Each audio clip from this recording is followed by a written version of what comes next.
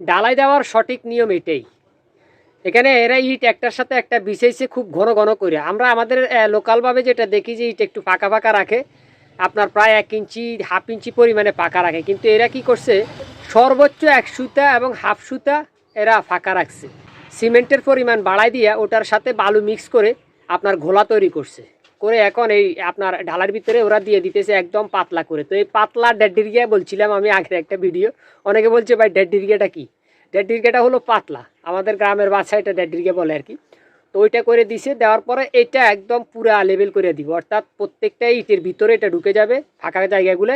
আবার আপনার এটা হলো মোটামুটি একটা জয়েন্ট হবে, এটার উপরে আবার আরেকটা ডালাই হবে, ওইটা আপনার হয়তো 1.5 ইঞ্চি হইতে পারে কিংবা 2 ইঞ্চি হইতে পারে, কেউ আবার এটার উপরে টাইলসও করে। এক একজনের এক এক রকম আর কি। এই টেকনিকটা কিন্তু খারাপ না, এটা অনেকেই বলতেছে যে এটা আসলে জেনুয়েল সঠিক, আবার অনেকেই বলতেছে ব্যাটিক, যার যে যেভাবে পছন্দ করে আর কি। চাইলে আপনারা অ্যাপ্লাই করতে পারেন।